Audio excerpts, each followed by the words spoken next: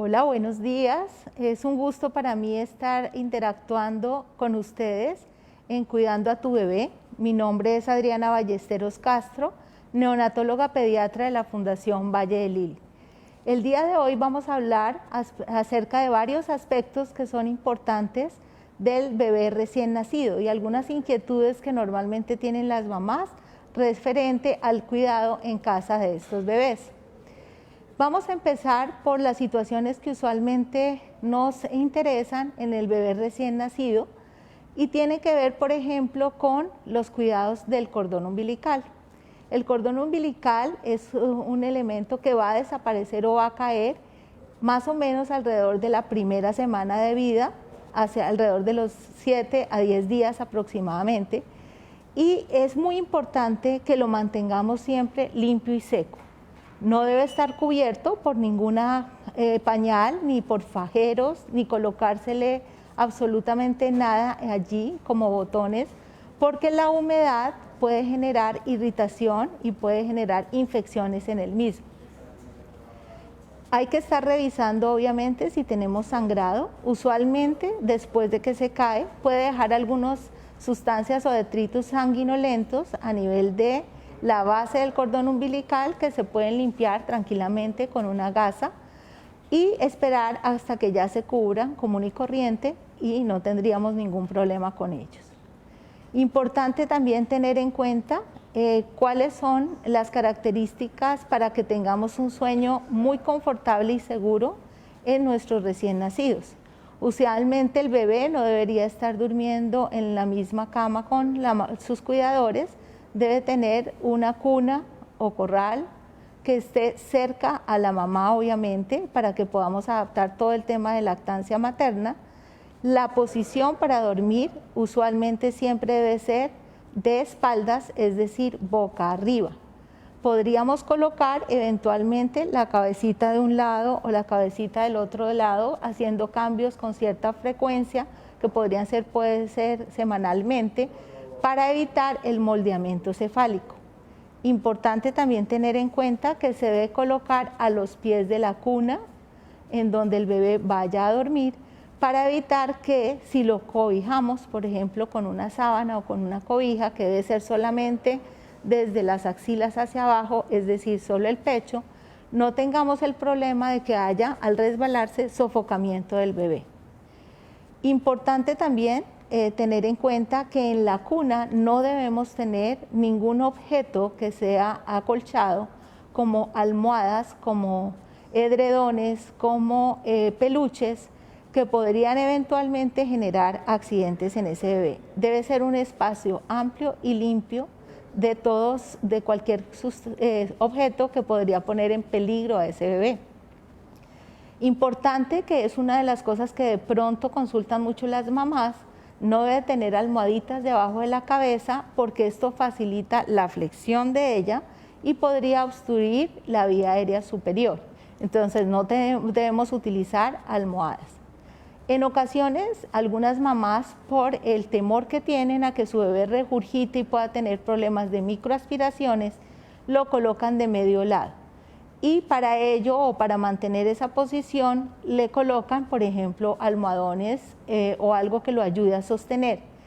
Esto no se debe hacer debido a que el bebé de pronto con el movimiento puede quedar en posición boca abajo, que es una de las cosas que puede favorecer a que tengamos, por ejemplo, muerte súbita del lactante, que es una de las complicaciones que no se presentan afortunadamente con mucha frecuencia, pero que se asocian a la postura boca abajo del bebé.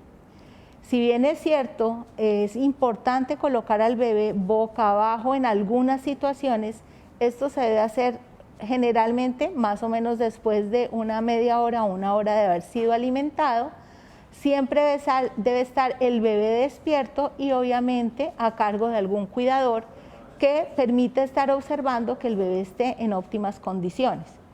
¿Por qué vamos a hacer, digamos, esta colocación boca abajo? Porque obviamente va a favorecer su neurodesarrollo, va a ayudar a que tengamos un mejor tono cervical y esto va a ayudar a que el bebé vaya haciendo un avance mayor en todo lo que tiene que ver con su neurodesarrollo. Adicionalmente es importante durante el tema del sueño tener en cuenta que el colchón que se tiene en la cuna debe ser un colchón firme, no debe ser un colchón suave. Tiene adicionalmente que cubrir perfectamente y encajar perfectamente bien en la cuna para evitar que el bebé en el movimiento se acuñe entre la cuna y el colchón. Adicionalmente, es recomendable que se cambie la orientación con una cierta frecuencia también del sitio donde se va a colocar el bebé, o se puede colocar la cuna también en diferentes sitios de la habitación para que el bebé esté estimulado con diferentes, cosas visuales, y adicionalmente no nos esté generando un moldeamiento cefálico por estar siempre en la misma posición. Adicionalmente, la cuna no debe estar cerca a fuentes de calor o cercano a ventanas o corrientes de frío. Tampoco debe estar cerca a cortinas. Todo esto se hace básicamente para tratar de evitar accidentes con él. Esto es en cuanto a un sueño seguro. Adicionalmente, es importante establecer con ellos una rutina previa al sueño. Recuerden que en la medida en que se utilicen los mismos horarios y una rutina previa para dormir, el bebé se va a sentir mucho más seguro y tranquilo. Esta puede ser una oportunidad, por ejemplo, para empezar antes de que duerma, un baño que lo pueda tener relajado y tranquilo. Y en el baño también hay ciertas consideraciones que son muy importantes a tener en cuenta. La primera es que debemos estar en un sitio cálido, donde no hayan corrientes de aire. Ese baño no debe tomar más de 10 minutos y sobre todo porque el bebé puede tener algo de dificultad con la regulación térmica. Digamos que la única excepción serían los bebés muy prematuros, en los cuales de pronto nos podemos demorar un tiempo antes de hacer ese primer baño porque tienen problemas para la termorregulación, y las indicaciones estarían dadas directamente por el pediatra o por el programa Canguro donde se encuentre. En ese baño tenemos que tener un alistamiento de todas las cosas que vamos a utilizar durante el mismo. La recomendación es utilizar específicamente Sindet más que jabones, que son limpiadores suaves que van a mantener humectada la piel del bebé y que van a facilitar que no hayan problemas de la piel por irritación. Usualmente siempre son hipoalergénicos, no contienen perfumes para evitar que tengamos problemas con el bebé. Existen en el mercado algunos que se pueden utilizar tanto en la zona del cabello como en la piel, digamos que inicialmente son los recomendados para no tener que estar haciendo cambio de productos usualmente. Se recomienda adicionalmente que siempre empecemos con la cabeza, hacemos frote sobre todo de la cabecita de forma adecuada y después limpiamos y quitamos todos los detritus. Colocamos al bebé usualmente apoyados en el antebrazo, sosteniéndolo del hombro, lo hundimos en la tina. El agua debe estar a una temperatura agradable, usualmente debe ser agua tibia para evitar que tengamos problemas de exceso de calor y quemaduras en la piel que es tan sensible de estos bebés. Y posteriormente, entonces ya al hundirlo en la tina de baño, tenemos la posibilidad de aplicar jabón, una vez ya está humedecida la piel, en los sitios de pliegues y en la área genital para poder quitar el sudor y la materia fecal que eventualmente pueda estar en la piel de estos bebés. Posteriormente vamos a hacer un secado con toquecitos con toalla muy suave, recomendable siempre antes de que lo saquemos del agua para secarlo, que tengamos las manos muy libres de jabón para evitar que se nos resbale.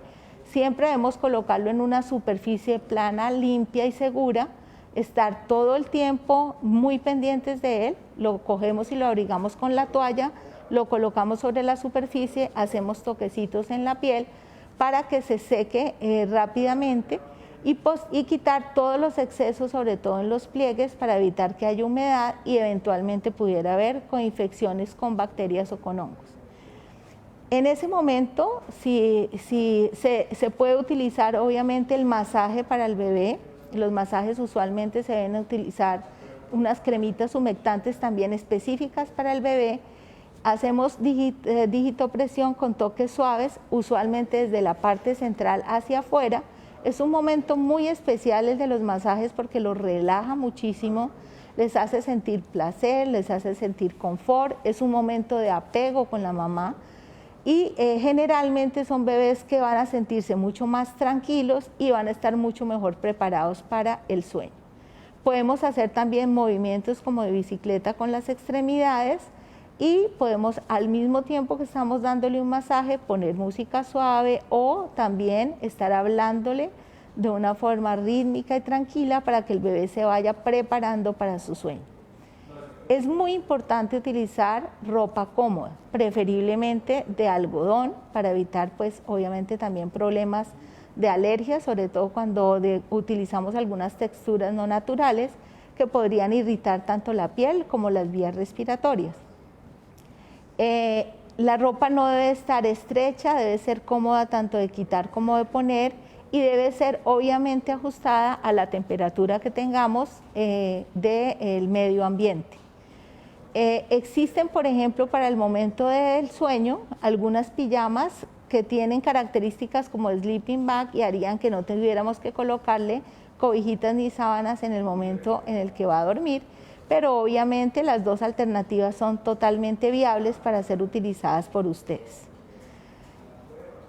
En cuanto a la regurgitación, que es un tema que normalmente consultan muy frecuentemente las mamás, son esas evacuaciones que generalmente están en pequeña cantidad, que no son, digamos, fuertes en cuanto al uso de músculos abdominales.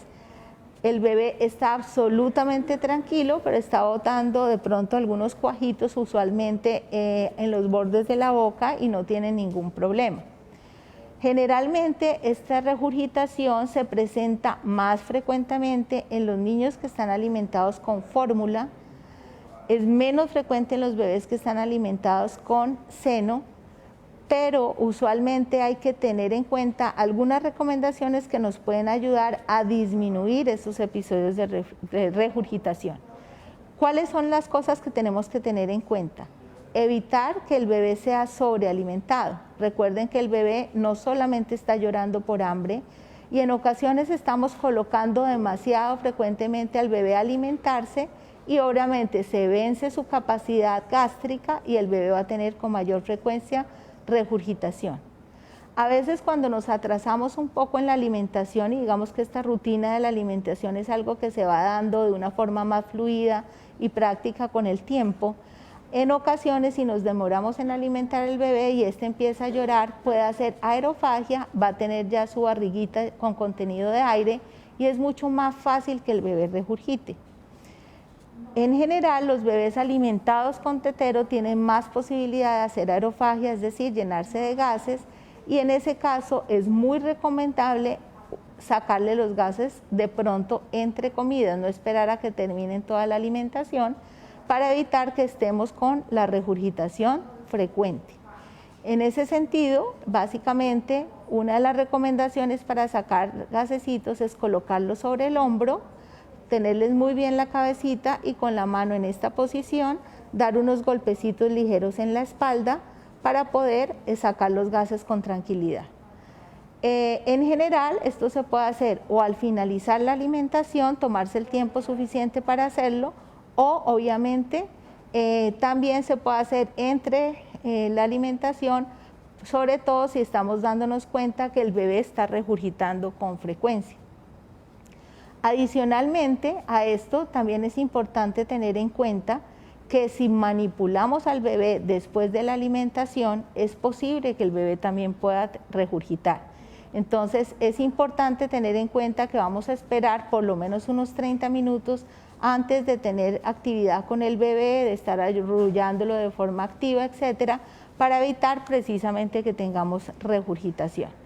Y como les decía, importante también tener en cuenta que puede ser, empezar digamos como un signo que inicialmente es inocuo, que no va a generar problemas en el bebé, pero que si se vuelve muy frecuente y está generando problemas con la conciliación del sueño o está haciendo que el bebé esté llorando persistentemente, tendríamos que consultar. Usualmente el vómito que es patológico ya es un vómito que es mucho más abundante, involucra usualmente los músculos abdominales, el bebé se ve con un esfuerzo bastante grande para botar o eliminar la comida y usualmente, además de estar vomitando contenido alimentario, puede estar botando también un contenido bilioso o sanguinolento cuando hay esofagitis por reflujo.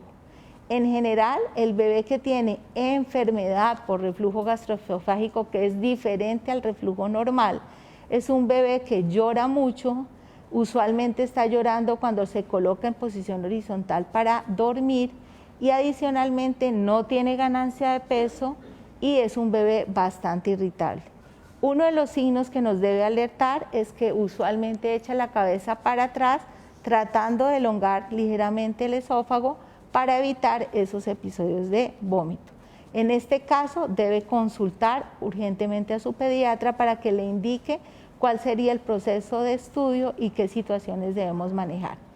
En ocasiones, esos vómitos pueden incrementarse o aumentar cuando se tiene algo de alergia a la proteína de leche de vaca que se va instaurando usualmente en el tiempo y sería también otro de los motivos por los cuales se debe consultar para tratar de mirar qué alternativas tenemos. Usualmente se utilizan fórmulas extensamente hidrolizadas que ayudan a disminuir todo este tipo de sintomatología. Además de que el reflujo puede ser un síntoma, el reflujo no, sino el vómito, muy importante, puede ser un síntoma que está generando la posibilidad de que haya una alergia a la proteína de leche de vaca. También pueden haber deposiciones sanguinolentas y esta es otra forma de poder mirar si tenemos algún tipo de problema. Si su bebé en el tiempo ha estado tranquilo con una regurgitación muy escasa, se siente tranquilo, no llora, se alimenta confortablemente, etcétera, pero más o menos alrededor de la tercera, cuarta semana empieza a tener vómitos, sobre todo de contenido bilioso, podríamos estar frente a una hipertrofia pilórica y también es importante consultar en ese caso. Pero en general la mayoría de los reflujos de los bebés no son patológicos, son una condición per se y sobre todo más frecuente en los bebés prematuros que con el tiempo, a medida que vaya madurando el esfínter esofágico, van disminuyendo tanto en frecuencia como en intensidad. Y lo más importante, el bebé está muy tranquilo y tiene una ganancia de peso muy adecuada. Adicionalmente, es importante también hacer una estimulación en estos recién nacidos, en los bebés, que están normalmente haciendo una interacción con la madre a través de los gestos, a través de la mirada, en la lactancia materna, etcétera. Es como su forma de jugar. Pero podríamos tener, por ejemplo, móviles de poco peso encima, de color blanco y negro, que estimulen también la parte visual y que los tengan tranquilos. Y obviamente esto nos va a ayudar a que haya también un neurodesarrollo y una actividad que vaya preparándolos para generar, digamos, interacciones adecuadas.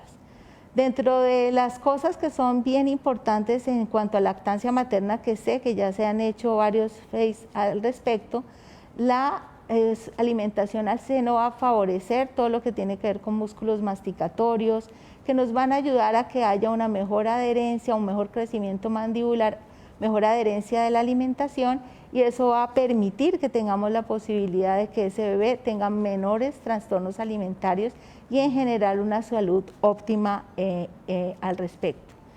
Importante también tener en cuenta que siempre debemos evitar accidentes y que se podrían utilizar, por ejemplo, todos esas sillas que se utilizan para transportar en el carro a los bebés para que haya un transporte seguro. Es importante ubicar cuáles son las que están recomendadas ya con unos índices de calidad importantes.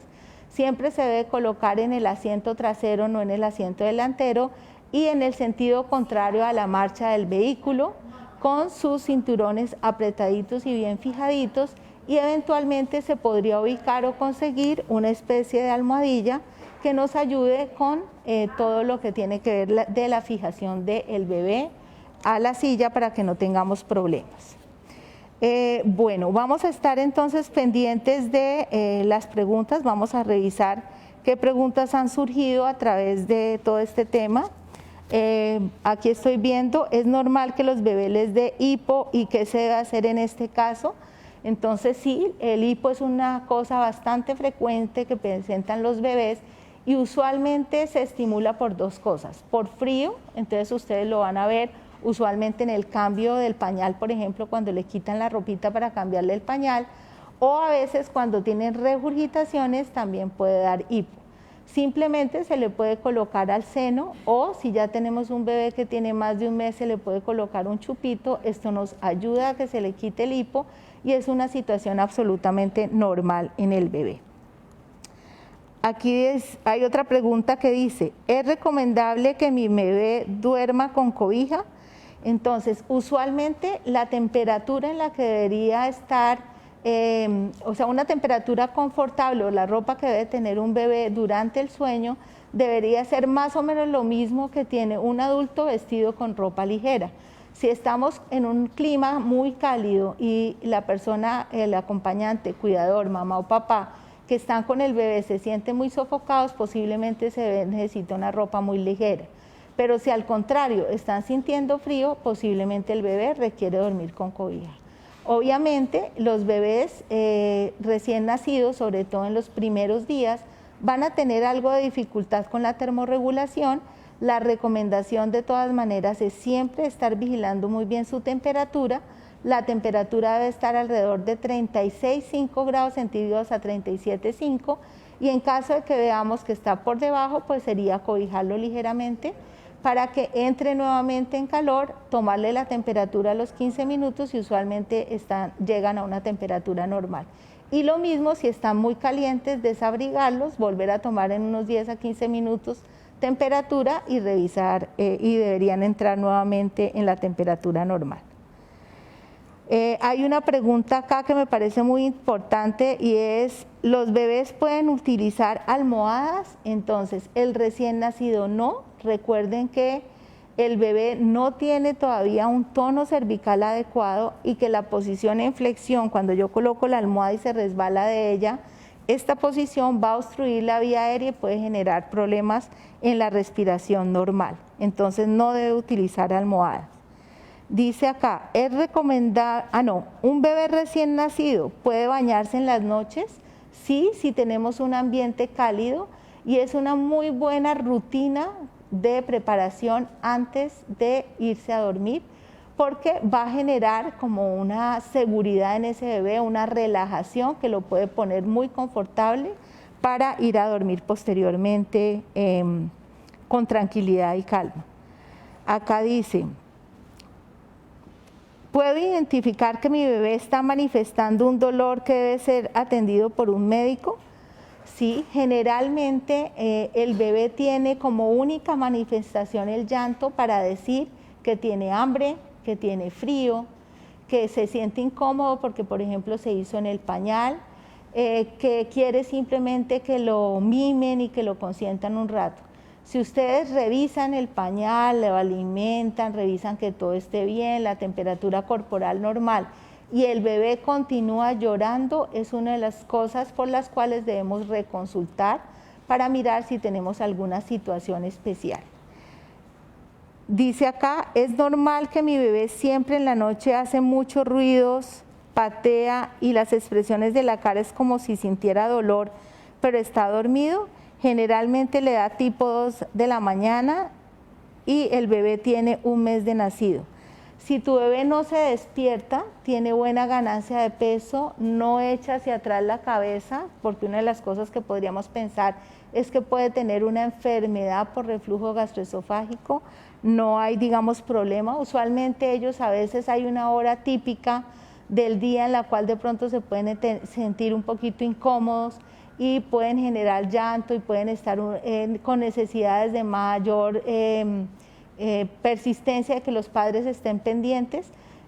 Digamos que si esto pasa, una vez ustedes tengan la posibilidad de revisar que todo esté bien, no tiene ningún problema. Pero sí hay algunos bebés que uno ve que en ciertas horas de la noche pueden estar un poquito incómodos, pero si el bebé no se despierta y está tranquilo, no tienen ningún problema. Acá dice, ¿desde qué edad se puede empezar a poner boca abajo con supervisión de un adulto?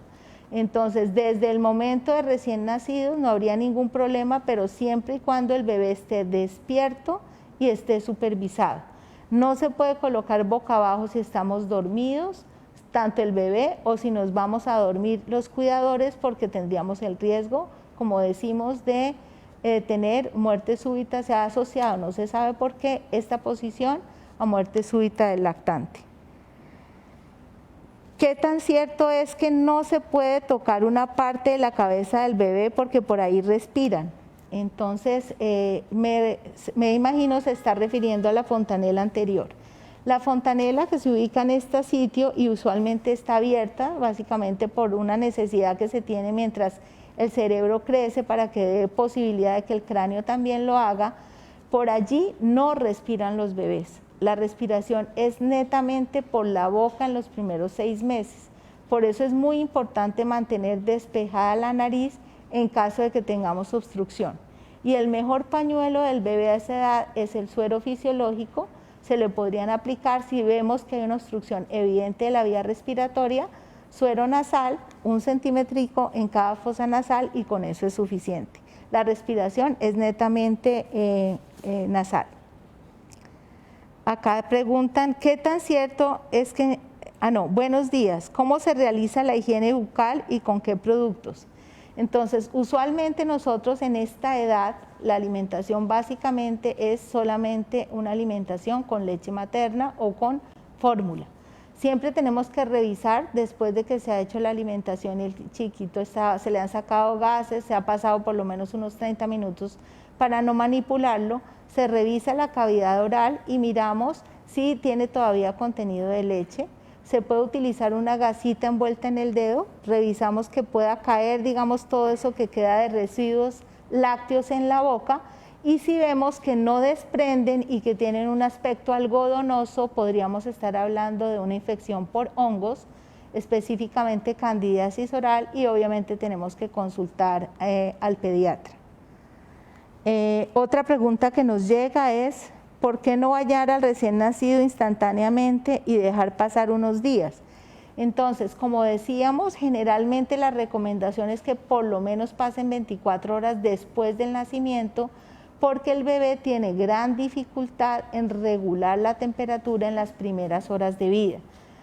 Entonces, la recomendación es generalmente esperar, y se espera muchísimo más, y se haría solamente limpieza de pronto con pañitos húmedos, sobre todo en los sitios donde pueda haber suciedad, como son los genitales y obviamente el cuello o la zona de la carita si hay regurgitaciones, para los bebés prematuros, que son los que tienen mayor problema con la termorregulación.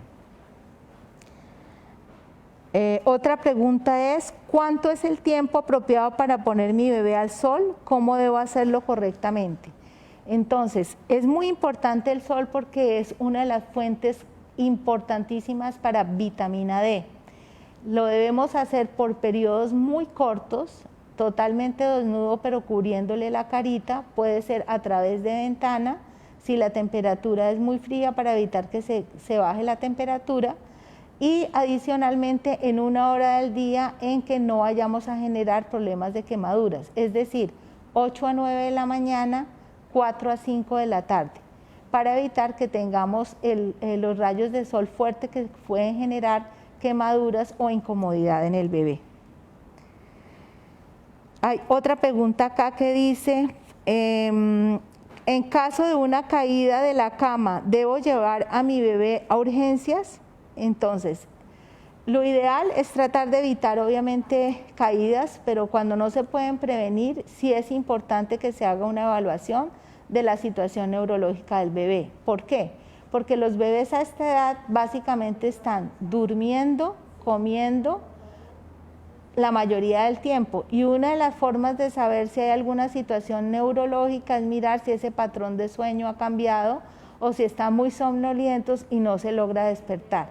Entonces, a esta edad, si tenemos una caída desde la cama, es importante que sea valorado por un médico especialista que pueda corroborar, hacerle un examen neurológico y dejarlo un tiempo prudente en observación y definir si requiere estudios imagenológicos complementarios. Mi bebé llora todos los días de 10 a 12 am y grita. No sé si llevarla por urgencias. Entonces, es muy común que, como les decía anteriormente, que algunos bebés tienen como unas horas especiales en los cuales les está dando como la queca, digo yo, les empiezan a llorar y uno como que no entiende exactamente qué pasa. En ocasiones podríamos tener alguna situación que requiera eventualmente llevarlo y consultar, pero si tú ves que el bebé se calma tranquilamente o si cambia de cuidador, porque a veces nosotros nos estresamos demasiado y el bebé tiene la posibilidad de sensar que estamos angustiados y continúa llorando porque se siente inseguro. En ese caso es muy útil la ayuda, por ejemplo, del papá si se puede, o de los abuelos o de la abuela que están más tranquilos, que el hecho de tener experiencia de crianza de otros hijos usualmente son más tranquilos. Si el bebé se calma no habría ningún problema. Fíjate que en la pregunta está involucrada una cosa que es muy importante y es que dice siempre a la misma hora pasa lo mismo. Presumo que el resto del día está tranquilo, entonces usualmente hay que mirar si hay alguna situación especial, de pronto en ese momento estás ocupado y el bebé simplemente quiere que estén consintiéndolo un poquito más. Hay otra pregunta acá y dice, mi bebé tiene 3 días y le aparecieron como barritos en la cara. ¿Es normal eso? Sí. Estos barritos se denominan acné neonatal.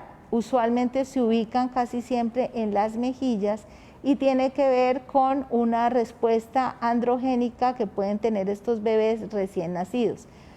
No deja cicatrices, no genera inflamación posterior digamos, no va a dejar una cicatriz ni una lesión que sea visible posteriormente. No hay necesidad de manipularla ni hay necesidad de aplicarle nada. Es normal y va a desaparecer en el tiempo. Dice acá, ¿de cuántos meses el bebé puede recibir visitas y qué recomiendan? Entonces, es muy importante tener en cuenta que el bebé recién nacido no tiene la inmunidad necesaria para poder controlar todas las enfermedades a las cuales puede estar expuesto. Entonces, lo ideal es que solamente su mamá, su papá y obviamente su núcleo familiar de primera línea estén con ellos y evitar obviamente el contacto con cualquier persona sintomática respiratoria. En esta época en que estamos obviamente en confinamiento y a pesar de que aparentemente tenemos controlado, digamos que la situación de COVID por el aplanamiento de la curva, es muy importante tratar de no exponer al bebé, pero eventualmente ante cualquier situación, cualquier adulto que pueda ser asintomático inicialmente puede transmitir cualquier enfermedad al bebé. Lo general es que por lo menos en los primeros 3 meses no tengamos unas visitas de parte de gente de afuera para el bebé. ¿Cómo se pueden mejorar los síntomas de regurgitación? Entonces, una de las cosas es tratar de no sobrealimentar al bebé, es una de las cosas importantes. Lo otro, sacar los gases entre comida y comida. Lo otro que podemos hacer es tratar de evitar la manipulación por lo menos 30 minutos después de la alimentación, porque recuerden que la musculatura abdominal del bebé es muy laxa y simplemente con que yo lo oprima o lo tenga en una posición de ligera flexión puede generar problemas y puede generar regurgitación. Digamos que estas 3 son como las medidas más importantes. Acá hay otra pregunta, dice, a mi bebé se le cayó el ombligo y sangra un poquito, ¿es normal? Sí, es normal que haya un sangrado. Generalmente es un sangrado como achocolatado que debe ser muy escaso, porque recuerden que precisamente en el cordón umbilical habían estructuras vasculares que transportaban sangre. Entonces la idea es hacer una limpieza muy cuidadosa de todos esos detritus y restos sanguinolentos, siempre estar revisando muy bien que no haya enrojecimiento ni secreción purulenta, porque obviamente sí sería un motivo de consulta. Preguntan acá, mi bebé nació hace 4 días y le dio ictericia, ¿por qué se da esto? Esta es una pregunta bien interesante. Las bilirrubinas, que son lo que dan el color amarillo a lo que nosotros denominamos ictericia, se presenta porque los bebés usualmente tienen una carga de glóbulos rojos muy alta que ha pasado a través de la placenta, cordón umbilical al bebé, y esto es una cosa que nosotros tenemos que tratar de favorecer. Pero adicionalmente existe un componente que es la hemoglobina fetal, que tiene una vida media más corta, y el metabolismo de todo esto va a terminar convirtiéndose en bilirrubinas. Entonces, el color amarillo es muy frecuente en los recién nacidos, pero hay que tener 3 consideraciones que son muy importantes. No se debe presentar en las primeras 24 horas de vida, y si esto sucede es un motivo de consulta. Lo otro es que usualmente el color amarillo empieza por la cabeza y va bajando hacia el tronco y las extremidades. Siempre se debe reconsultar si vemos color amarillo de la zona de la piel del ombligo hacia abajo, porque puede requerir algún tipo de manejo. Y existen algunos factores de riesgo que nos van a alertar, y es el hecho de que el grupo sanguíneo de la madre sea O y el del bebé sea A o B, o el grupo sanguíneo de la mamá sea RH negativo y el del bebé positivo. Siempre tenemos que estar muy pendientes de que no haya ese factor de riesgo. Adicionalmente, es importante verificar el antecedente de que haya habido otro hermano que haya presentado ictericia o que haya necesitado fototerapia, porque son bebés que tienen mayor riesgo de hacer ictericia patológica que requiera manejo. Hay otra pregunta acá y es: mi bebé de 20 días en el día come y duerme bien. En las noches no concilia el sueño y quiere comer todo el tiempo. Luego deja el seno y cuando lo dejo en la cuna empieza a llorar. Me siento confundida porque le suena el estomaguito y no sé si es hambre o son gases. Entonces, el patrón de habitual para dormir, digamos que es muy importante, como les decía yo, las rutinas de sueño previas, y esto te puede ayudar bastante en esto. Es normal que nosotros oigamos movimiento intestinal, generalmente la leche materna sobre todo es muy digerible y vamos a escuchar con cierta frecuencia los ruidos intestinales del bebé y no tiene ningún problema en que esto sea así. Habría que revisar si tu bebé de pronto, o si no nos estamos tomando suficiente tiempo de pronto en la alimentación que está recibiendo antes de acostarse.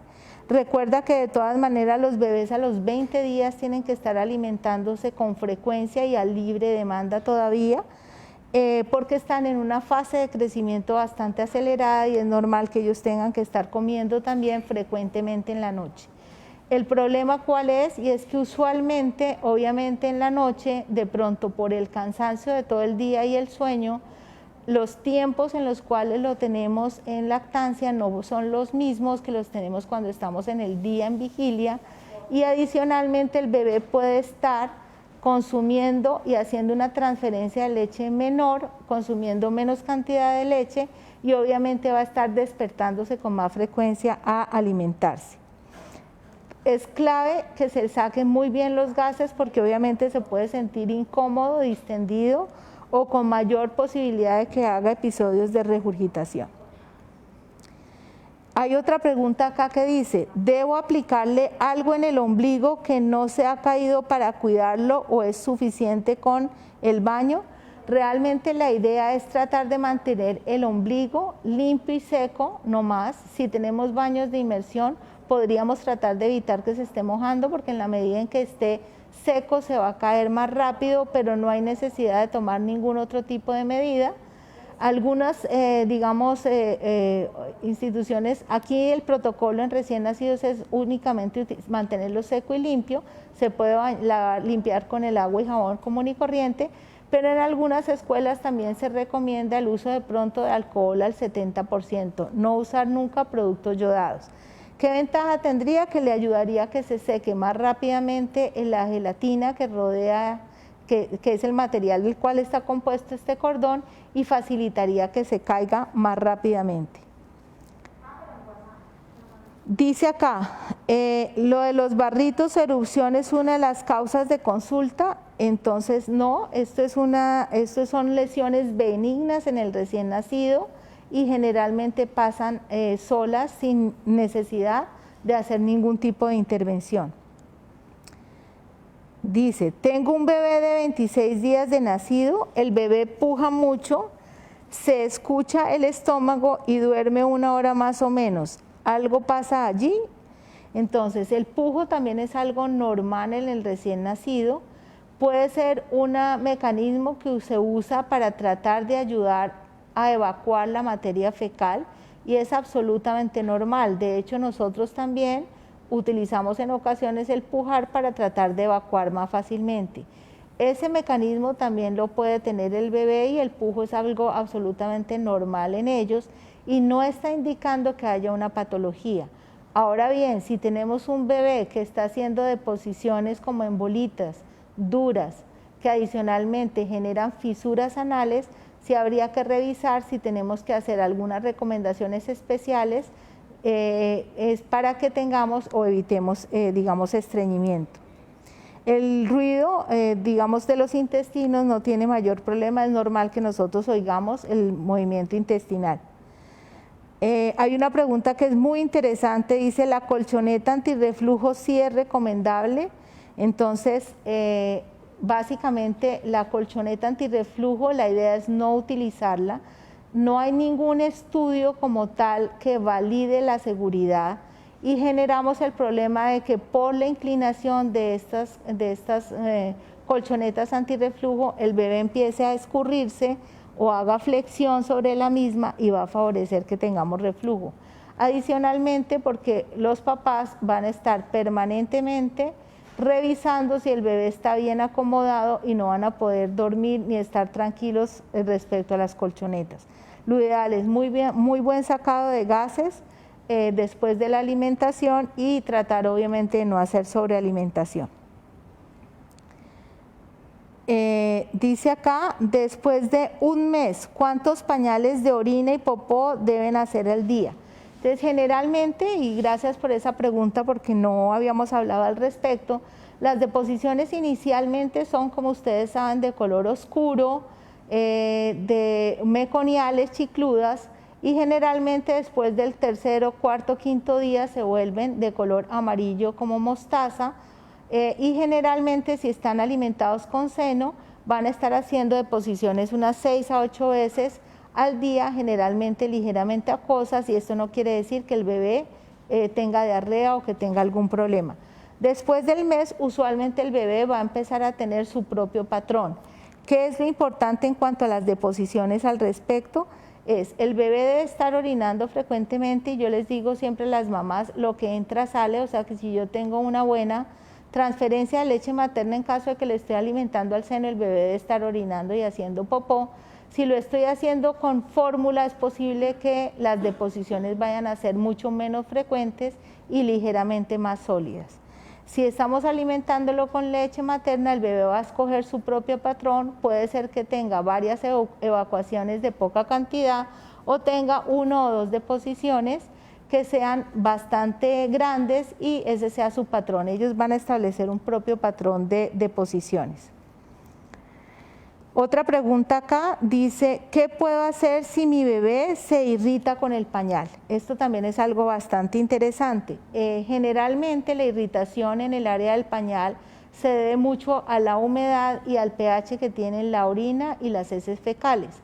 Entonces, la recomendación en general es tratar de que esté muy seca la piel del bebé, si se puede mantener al aire libre perfecto y utilizar estas cremas de barrera que tienen óxido de zinc que generalmente ayudan a que se mantenga mucho más sana la colita del bebé.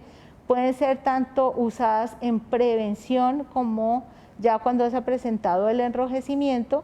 Lo importante es que se apliquen, digamos, después de que se haya hecho una muy buena limpieza del área del pañal, que se puede hacer con algodón y agua o se puede utilizar toallitas que se usan para la limpieza del área del pañal, pero tener en cuenta que no deben tener olor y no deben tener alcohol porque pueden irritar. Siempre es clave que se mantenga muy secas el área del pañal para evitar que tengamos irritaciones y obviamente utilizar unos pañales que sean muy absorbentes, que realmente atrapen la orina para que no se mantenga húmeda esa área.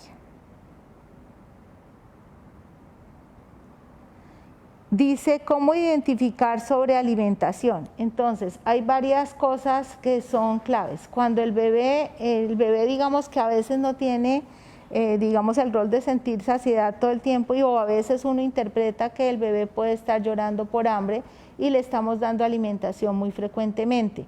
Entonces, la idea básicamente es que si tú notas que el bebé está regurgitando muy frecuente y que tienes que estarlo alimentando o lo alimentas tú pensando que el llanto es un motivo de hambre y lo estás alimentando muy frecuentemente, el bebé generalmente va a hacer regurgitaciones, no va a tener un compromiso de su estado general, simplemente está vomitando, regurgitando, y este bebé tiene una ganancia de peso o estable o normal o puede estar con una ganancia de peso excesiva. Entonces, en ese caso se deben tratar de mediar con otras alternativas para que ese bebé esté tranquilo, como el arrullo, como pasearlo, como cantarle, como ponerlo a jugar y ver si con eso se consuela y si sin necesidad de suplementar o adicionar más alimentación el bebé deja de vomitar. Bueno, las preguntas han estado muy interesantes. Para mí fue una fortuna haber compartido con ustedes todo este tema que es tan hermoso y tan lindo y nos veremos hasta una próxima oportunidad. Muchas gracias por su atención.